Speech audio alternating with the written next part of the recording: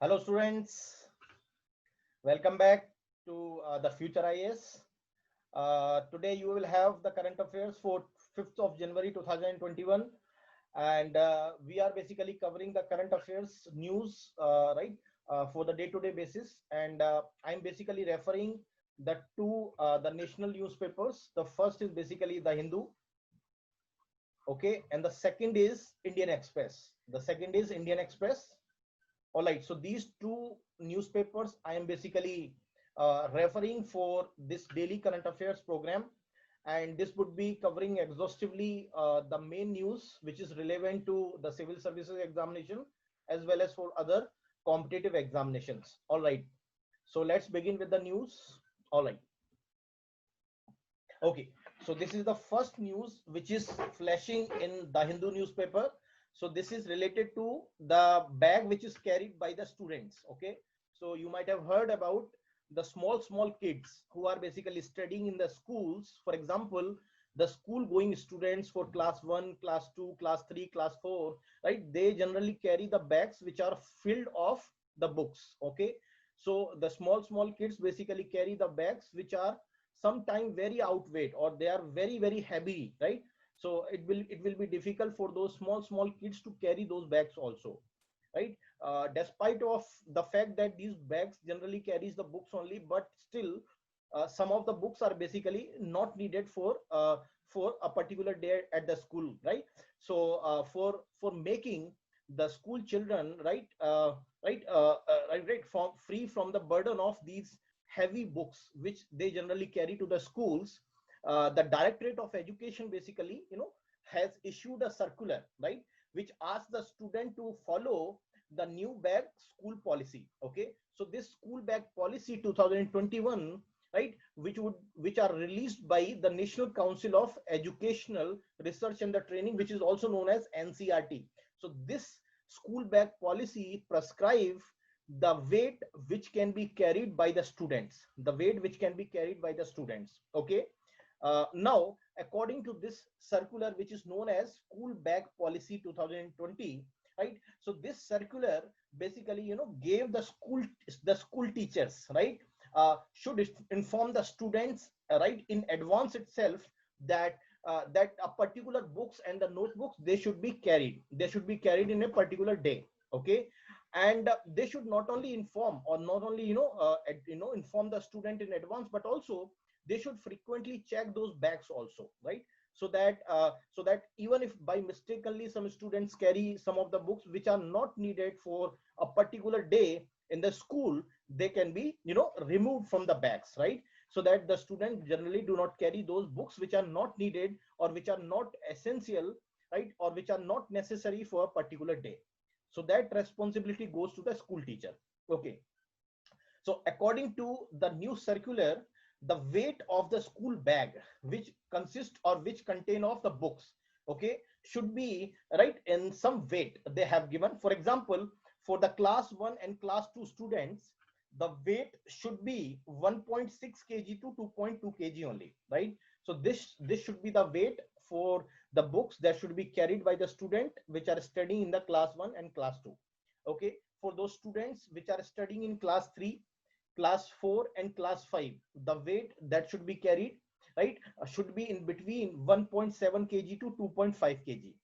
Okay, for those students who are studying in class 6th and class 7th, they should carry not more than 2 kgs, or they should carry in between 2 kg to 3 kgs of the books. All right, and those students who are studying in the class 8th, they should carry the book load or the bag load in between 2.5 to 4 kgs. And the students which are studying in class 9th and class 10th, right, they should carry, right, the bag weight in between 2.5 to 4.5 kg. And the students which are studying in class 11th and the 12th, they should carry the weight of in between 3.5 to 5 kgs.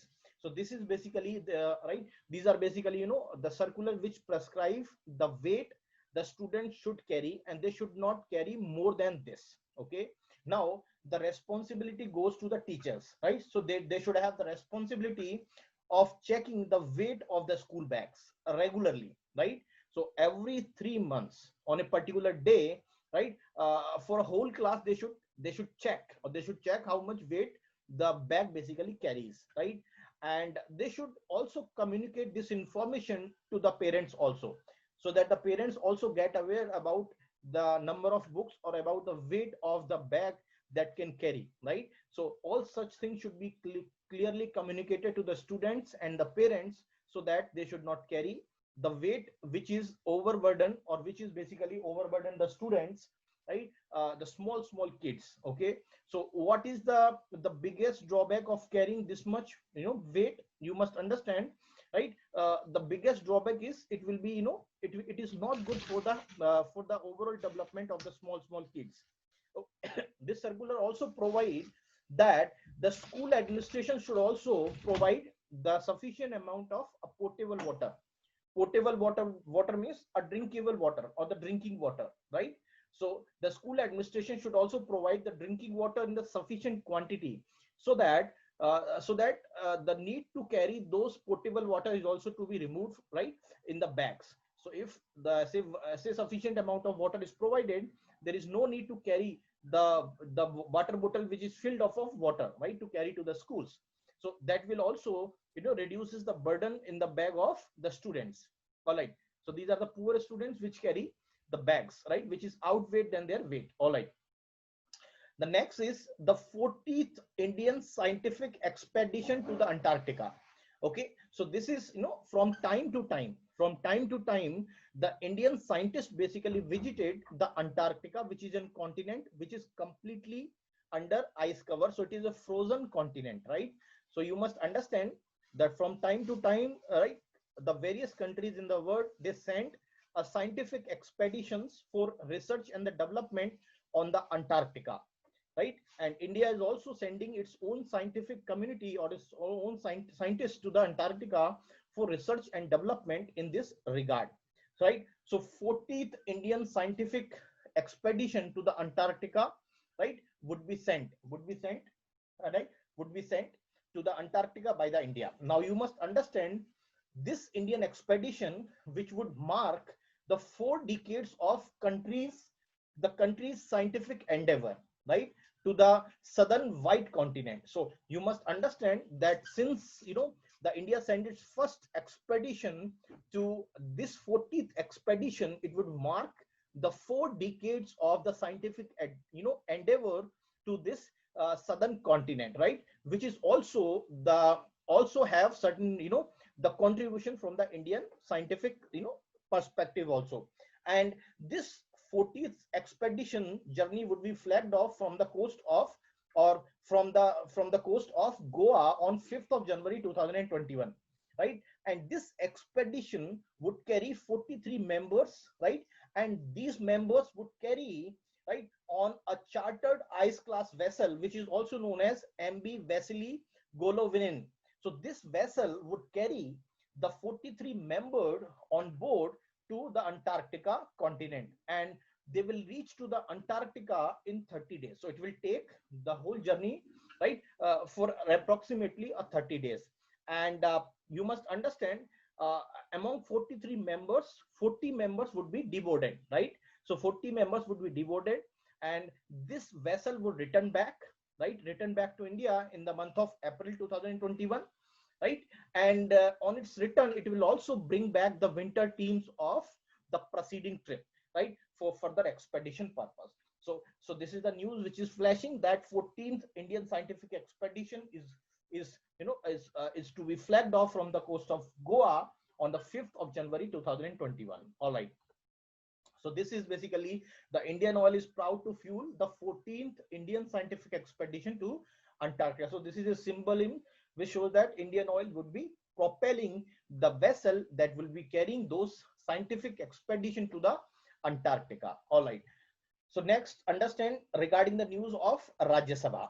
Okay. So this news is flashing because there is winter session. So there are 3 sessions in the parliament. Okay. So there are 3 sessions. The first is called, basically, you say, the budget session. Okay. Then you have basically your the monsoon session. Okay. Then you have basically your winter session. Okay. Now what is happening is that the winter session is not going to held this year. So that means the government has refused to call the winter session of the parliament. Now you must understand why the government has refused to call, because of coronavirus or because of COVID-19 pandemic. Now, if you consider the Rajya Sabha sittings, overall sitting, so in 2020, Rajya Sabha only sat for 33 days in the year of 2020.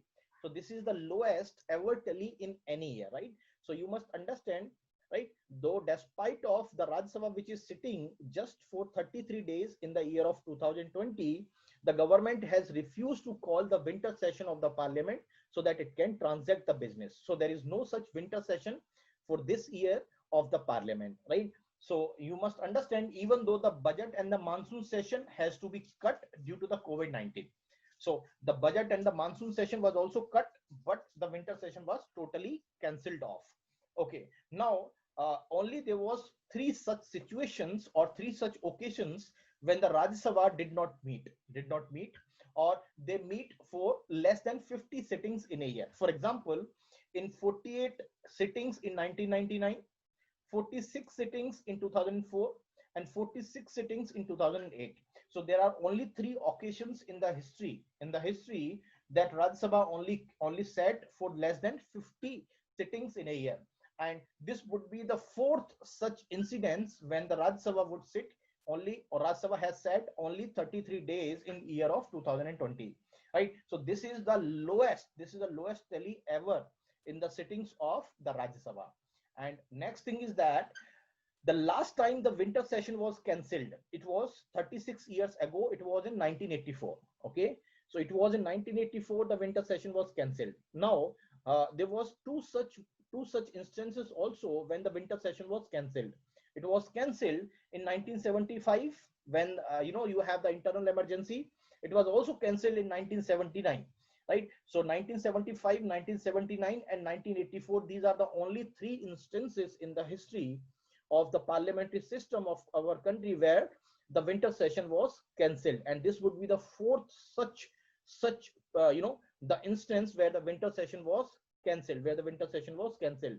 Okay, so here you must understand that it will impact definitely the functioning of the parliament, because if you do not sit for the required period of the time, it will definitely impact the transaction of the business it carried by the Lok Sabha and the Rajya Sabha, ultimately by the parliament. So main purpose of the parliament is to basically enact the laws and to deliberate on certain important crucial issues, say national issues or international issues.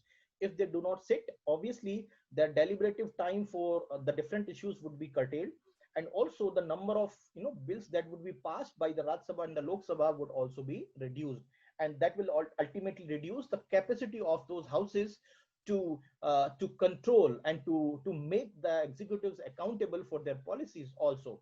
So it will have the tremendous negative impact on the functioning of the parliament if such curtailment would be continued. All right, so this is data which shows that only 10% of the bills are sent to the standing committee of the parliament in the 17th Lok Sabha. So this is an adverse effect of the Modi government has doing so far. The Modi government is basically passing the bills without referring the bills to the standing committees, right? So if the Modi government do not refer the bills to the standing committees, obviously the main purpose of the standing committee is to scrutiny those bills in detail, clause by clause, and they will bring some report based on that scrutiny, right? And that is also a mechanism to check any sort of a hasty legislation which have been brought by the executives. What is happening is that there are less than 10% of the bills in the 17th Lok Sabha which are referred to the standing committees, and this is greatest danger for our parliamentary system of the functioning under the Modi government. Here you can see here in the 14th Lok Sabha, 60% of the bills refer to the standing committees. Okay, and let's see the 15th Lok Sabha, 71% bills refer to the standing committees. Okay, and let's see here in the 16th Lok Sabha only 27%, and the 17th Lok Sabha only 10% of the bills have been referred to the standing committee. No matter what the excuse government provide, it is the responsibility and it is the parliamentary responsibility to refer the bills to the standing committees for the greater scrutiny. If they do not refer the bills, that means they are bypassing certain parliamentary, the process, right, which are supposed to be there, in order to scrutinize those bills with a greater detail. All right. So this is not a good precedent of passing the bills without referring these bills to the parliamentary standing committees. All right. So let's move to the third news. That is Khanij Videsh India Limited. Okay. So this is the news which is flashing. So this is basically, first of all, let's understand what is this Khanij Videsh India Limited. So it is nothing but state-owned company, right? It is a state-owned company, right, which is newly floated, which is newly constructed or newly newly manufactured, right, which is newly manufactured or newly floated. This state-owned company, first of all, you must understand why made.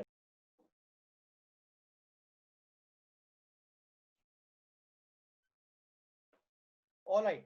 So we were basically discussing about the Khanij Videsh Limited. So as I told you that the Khanij Videsh Limited basically a state-owned company which was newly floated, floated by the government of India. So this Khanij Videsh India Limited is basically owned by the three PSUs, right, or three state-owned companies which are also known as NALCO. NALCO means the National Aluminium Company Limited. All right. And then Hindustan Copper, and Mineral Exploration Limited, right? So this is basically the three PSUs which basically owned, right, this the Khanij Videsh Limited. So first of all, why this Khanij Videsh Limited was created? So it was created to explore some of those the reserves which are lying outside our country. For example, there are certain reserves of the lithium which are there in the South American countries, for example, in the Argentina, Chile, right, to explore those reserves, right, and to extract those reserves and to bring those reserves back to India, right. This Khanij Videsh Limited company was floated by the government of India.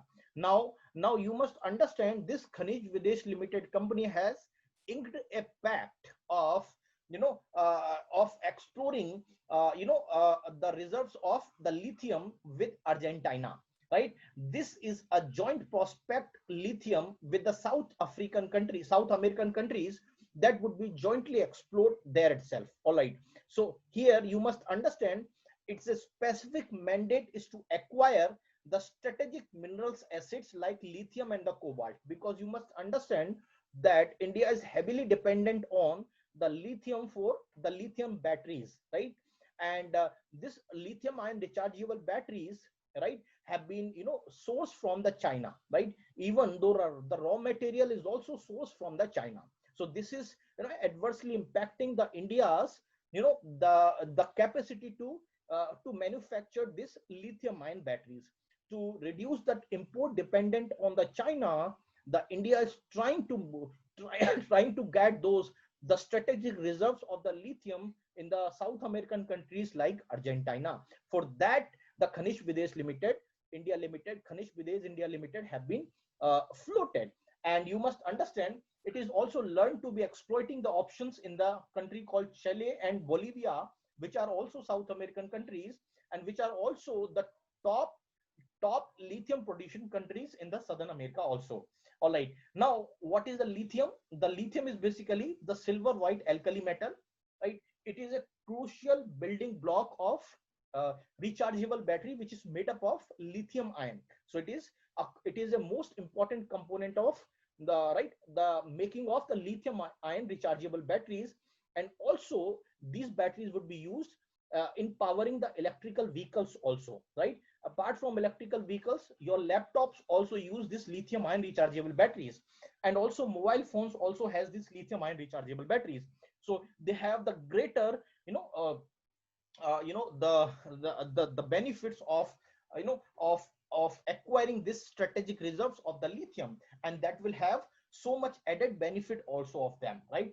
And you must understand, as I told you, that India is currently heavily dependent on, right, on the China for these lithium ion cells and the lithium ion parts also, right? To reduce those import dependent, India is basically actively exploring the the strategic reserves in the South American countries. All right, so this is the South America's lithium triangle, which is basically is known for the lithium extraction, right? So for example, you see here in the Bolivia you have the Uyuni salt flat, right? In the Chile you have the Atacama salt flat. In the Argentina you have Cochari salt flat, and the Chile you have Maricuna salt flat, right? This is basically known for the lithium. This is very basically known for the lithium which can be explored from these South American cities. All right, South American countries. All right, let's understand the tide rain. Next news that is related to the tide rainfall flood quotient. So first of all, you must understand what is this tide rainfall flood quotient. So this is, you must understand, right? In the coastal areas, in the coastal cities, you may have the flooding because of many reasons. For example, the flooding occurs in the coastal areas, all right, either because of some cyclone, that means some tidal events, right? Or the rain or the flood occurs because of extreme rainfall, right? So to understand, right, the coastal city which is more prone to flood is caused by either tidal events or the extreme rainfall. A team was formed. This team will basically consist of the IIT Bombay or Indian Institute of Technology Bombay, and that would devise a new metric, or that would devise a new formula of measuring, that is called the tide rainfall flood quotient. That is called the tide rainfall flood quotient, and that will find out whether this flooding in the coastal areas are caused by either tidal events or by extreme rainfall. Okay, and you must understand this team of IIT Bombay would basically use the past rainfall data, the tidal data, the topography of the region, right, which can be applied, right, to find out the major factor which could play for the flooding in the coastal areas. And you must understand the team, which is basically mainly consists of the researchers of IIT Bombay, would basically selected the three geographically diverse flood prone coastal regions. These three geographically diverse flood prone coastal regions is basically located in the Maharashtra, which is the Mithi catchment area in the Mumbai. The second is located in the Orissa, which is Jagat Singhpur district in the Orissa. And the third is basically in the Tamil Nadu, which is Greater Chennai Corporation in the Tamil Nadu, right? Which would find out this metric. And this method would definitely help to classify these regions into two broader regions, right? Which are also known as the storm tide dominated region, or the pluvial or the rainfall dominated region. So as I told you, the main purpose of forming this team consisting of the IIT Bombay researchers is to find out right, whether the flooding which is occurring in those regions are the storm dominated or it is the rainfall dominated. So what is the main reason behind this flooding in those coastal regions? And that metric, which is also known as tide rainfall flood quotient, would help in the disaster management experts, because you have the National Disaster Management Authority and you have the National Disaster Management teams, which would basically definitely, right, have the mandate of mitigating this disaster. So that will help them to framing the better risk flood management systems, which is based on this data, and which will definitely help them to make a long-term planning in that respect. So that will basically help the coastal regions to cope up the flooding, which is either caused by the tidal events or the extreme rainfall events. Okay, so this could be the one figure you can see here. The rainfall, or that is flooding, is occurring right, because of the cyclone, right? All right, so the next news, that is the Deepore Beel. So Deepore Beel, first of all, you must understand, it is a Ramsar site. It is a Ramsar site, okay, and it is a lake. It is a lake, you must understand. So this Ramsar site, which is basically located in the state of Assam, so it is the only Ramsar site, right? And it was designed as a Ramsar site in the year of 2002, and it is the only Ramsar site which is located, right, in the Kamrup district administration, right. The news which is coming out is that the Kamrup district administration, which is also metropolitan region, has prohibited the community fishing in this Deeporville lake. So community fishing was recently prohibited in this lake. Okay, now you must understand this Deeporville lake is located in the southwestern edge of Guwahati, and it is the Assam's only Ramsar site. And you know why this the Kamrup district administration is prohibiting the community fishing here?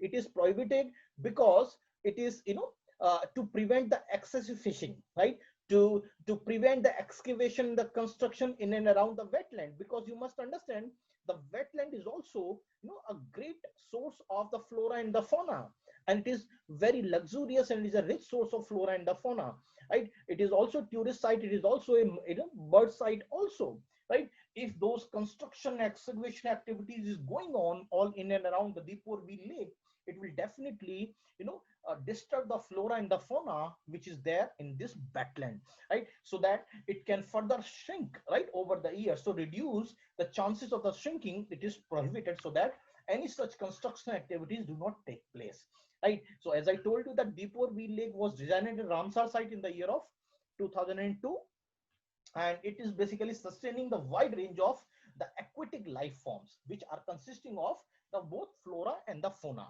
and it is also consisting of the 219 species of the birds, right? So which is also the site is also important bird site also. All right, and it is basically designated at the international importance site under the Ramsar Convention, or the Convention on the Wetlands, which is also known as the Ramsar Convention, right, on the February 1971. So Ramsar is basically a city of the Iran. So it is a city, or it is a Iranian city, right? Okay, and this convention was held in the Ramsar. So this is known as Ramsar Convention, which is the only convention on the wetland in the world. All right. So this is the Deeporville Lake. All right. Next news that is related to the digital payments index. Okay. So this news which is flashing regarding the digital payment index. So you must understand this digital payment index was constructed by the Reserve Bank of India, that is RBI. So RBI has constructed a digital payment index, right, to capture the extent of digitization of the payment across the country, right? How much the cashless payment or the digitization of the payment has occurring in our country. To capture that data, a digital payment index was constructed by the Reserve Bank of India. So it was constructed in the March 2018 as a base period. So it has taken the base reference period, right, as a March 2018. Based on this March 2018 data, it will capture the data how much the digitization of the payment have been taken place in our country. For example, the digital payment index for the March 2019 was 153.47. All right, and the digital payment index for March 2020 stand for 207.84. So this data clearly shows that the digital payment index has increased from the March 2019 to March 2020, which also shows that the extent of the digitization of the payment has increased from March 2019 to March 2020, and which indicates the appreciable growth in terms of the extent of the digitization of the payments in our country. All right, and you must also understand this RBI led the digital payment index comprises of the 5 broad parameters. These 5 broad parameters include the payment enablers, right, the payment infrastructure, for example, the demand side factors, supply side factors, right, how much it is demanded, right, for the digital payment, how much it is supplied in terms of the sustaining infrastructure for the digital payment, the payment performance and the consumer centricity regarding the digital payments, right? So all such things are taken as a broad parameters for constructing this digital payment index for getting the information regarding the extent of the digitization of the payment in our country. All right. And you must understand that RBI, which is constructed the digital payment index, the data will be published on the RBI website, right, on the semi-annual basis, right, from March 2021 onward. And that will be published with a lag of 4 months. So that will be there on the website of the RBI. All right. So this is basically the RBI led the digital payment index to capture the data related to the digitization of the payment across our country. All right. So this is related to the digital payment index, which is floated by or which is constructed by the Reserve Bank of India. All right.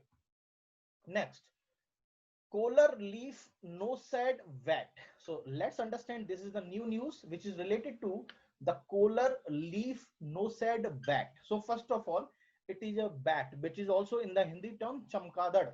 So it is the VAT which is found in the Karnataka. So Kolar is basically a Kolar is basically a district, right, in the Karnataka. So so in that name, the bat name is also found in Kolar leaf nosed bat. Okay, so now you must understand the Karnataka Forest Department and the Bat Conservation India Trust Limited, as right, both are on the war footing to save the this critically endangered species from extinction. So currently it is evaluated as the critically extinguished, right. It can be extinct in the near future if the conservation effort has not been taken place to stop that extinction of this Kolar leaf nosed bat. Right, a Karnataka Forest Department and Bat Conservation India Trust has made a war footing effort to save this bat. Now, regarding this bat, the common name which we call is Kolar leaf nosed bat or the leaflet leaf nosed bat. Right, the scientific name of this bat is Hipposideros, right, hypophilus. So it is a scientific name of this bat, and it is a species of the bat in the family of Hipposideridae, right. So it is a family which belongs, or this bat belongs to this family which is known as Hipposideridae, right. And it is the natural habitats of this bat is basically either subtropical dry forest, subtropical dry forest, and the caves in which this bat was found. And the most important feature of this bat is this bat are only endemic in India. That means it is only found in the Indian subcontinent, and that too it is only found, right, only on one cave in the Hanuman Halli village in the Kolar district of Karnataka. And right now its population is less than 200 individuals. That means currently its population is less than 200 mature bats, right. And regarding conservation status, so you can say it is currently a critically endangered species which is listed by the IUCN, right. So it is a critically endangered, so protect from getting the extinct, right. The Karnataka Forest Department has made a war footing effort to save this species. All right, so this is basically the Kolar leaf nosed bat. All right, let's understand the next news, that is the Ramatir Thumb. So it is Ramatir Thumb, right. So that is 16th century Ramatirtham temple. So this news is basically flashing regarding this temple. So recently what happens is, why this Ramatirtham temple is in the news, right. It is in the news because recently the vandalism of the Lord Rama's figure was found at Kodarma Swami temple, right. So you must understand this was vandalism regarding the idol of Lord Rama. So because of that, the 16th century Ramatirtham temple turned into a political war zone between the political parties, right. This political party belongs to the TDP, that is Telugu Desam Party, BJP Bharatiya Janata Party, and YSR Congress, right. Because why it is converted into the political war zone? Because every political party tried to get some benefit out of this event which is related to the vandalism of the idol of Lord Rama, right, at this Kodarma Swami temple. All right. So you must understand the idol of Lord Rama which is atop of historical this Ram Tirthan temple. This temple was this temple is currently located as 12 kilometers from Vijayanagram, right? Which was vandalized, or this idol which was atop on the historic Ram Tirthan temple, this idol was vandalized on December to December 29, and this part of this idol which was vandalized, it was found in a small pond, right, on December 31st. So this has led to the political backlash among the political parties. And the Rama Tirtham is a village panchayat in Nalli Marla Mandal of the Vijayanagram district of the Andhra Pradesh. And as I told you, it is 12 kilometers away from Vijayanagram cities, right? All right. So this Rama Tirtham is, is famous as a place, right, as a sacred place because of its connection with Lord Shri Rama, right? And this famous, this ancient temple of the this Ramachandra Swami can also be found over there, and the beautiful idols the the Lakshman, Lord Ramachandra, and the Sita is also found in this temple itself, and they are basically in the silver kavachas which are also found in this temple. So this is the beautiful figures of, or the important, the figures related to Lord Rama, Lakshman, and Mata Sita. All right. Next news is basically related to a river which is also known as Savari River. Savari River. Okay, so let's understand this news. Let's understand this news which is related to the Savari River. Okay, so first of all, the news which is flashing regarding the Savari River, it is located, right, first of all, is a main tributary of the Godavari River. And here what is happening is the migrants and the fisher folk, right, which are the families which have made a temporary houses on the sands of this Savari River near the Chittoor village along the tri-state border of Andhra, Odisha, and the Chhattisgarh in the East Godavari Agency. So you must understand, this fish folk families, which are also the migrant groups, they have made a temporary houses for their habitation on the sands of this Savari River. So that is the reason the Savari River is on the news. And as I told you, the Savari River is basically is the main tributary of river Godavari. And regarding its origin, the Savari River basically originates from the western slope of Eastern Ghats. So as you know, these are basically your Eastern Ghats. Okay, so these are Eastern Ghats, and this is basically side your Eastern slope.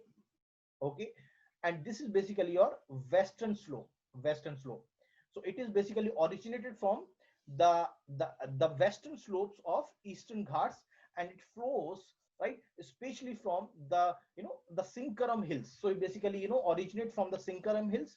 And this Savari River basically form the common boundary between the Chhattisgarh and the Odisha states, and later it enters into the state of Andhra Pradesh to merge with river Godavari. As I told you, it is the main tributary of river Godavari. All right. And this river is also known as Kolab River in the Odisha, and it is also known, also the most famous, the Upper Kolab project is located in the Odisha across this Savari River, and where the major dam was constructed for irrigation and for hydro power project also. All right, so this is the news which is related to the Savari River. The Savari River is a main tributary of Godavari, and this news is basically, because of some fisher folk families have constructed temporary houses on the sands of Savari River near Chittoor village. All right, so this is the news. All right, so thank you very much for attending this session. We will meet tomorrow for the next news. All right, thank you very much.